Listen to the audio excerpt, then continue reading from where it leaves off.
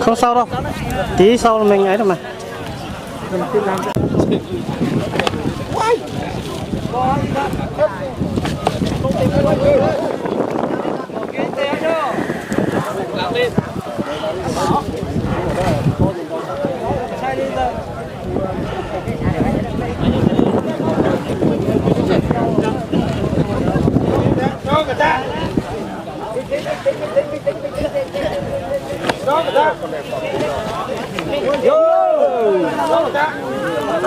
Lắm đấy nhỉ, chơi giỏi đấy nhỉ, sức nhau đấy.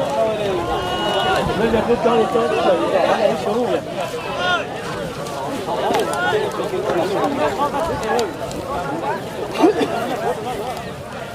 Lòng như bị kích động đấy, không là tân mình. Đâu, bác à.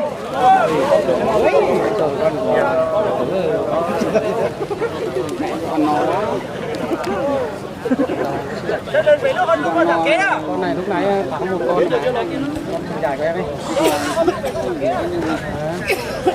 Cố lên, móc lên.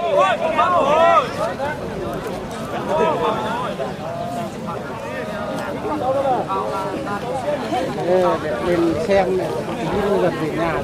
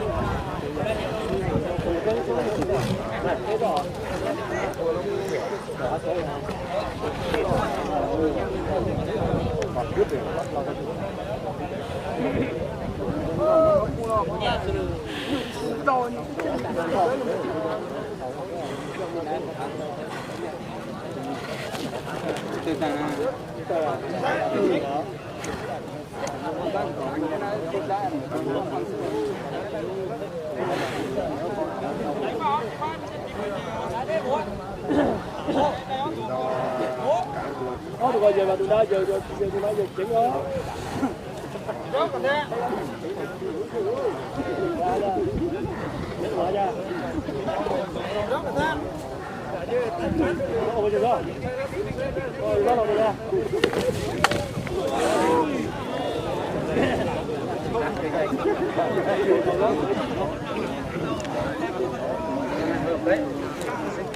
Dân đối nhau đấy, nó là những cái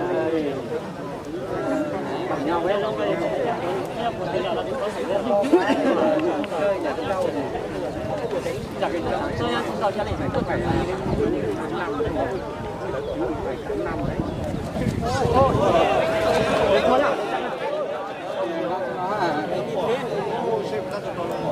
Rồi hàng rồi đẹp rồi.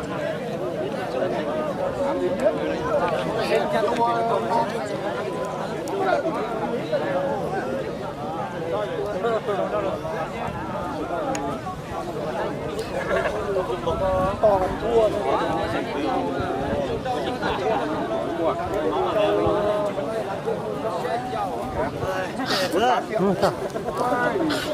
ăn đâu trong đây hả? có lấy hàng này đấy. Bây giờ bên này có không có thể ta có một chữ tá. Đây kia tao biết chặt á. Tại vì một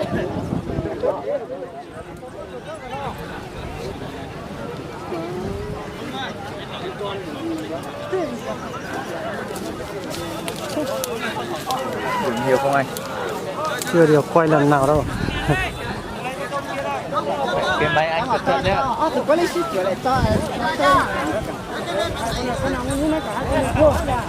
Quá đẹp rồi các trò.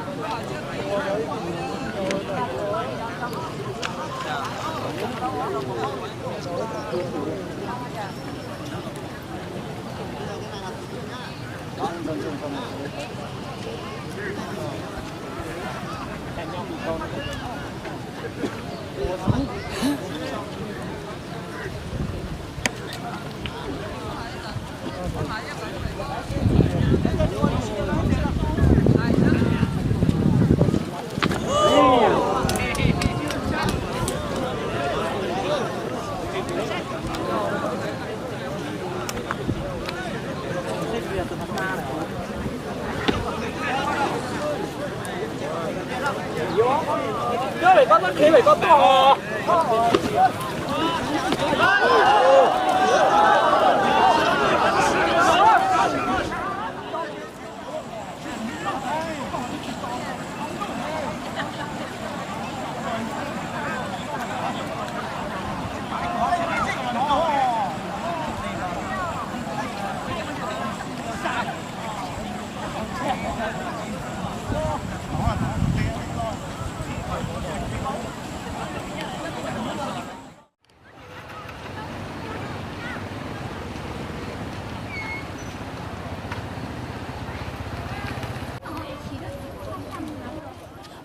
Trời ơi, một cái nó bự.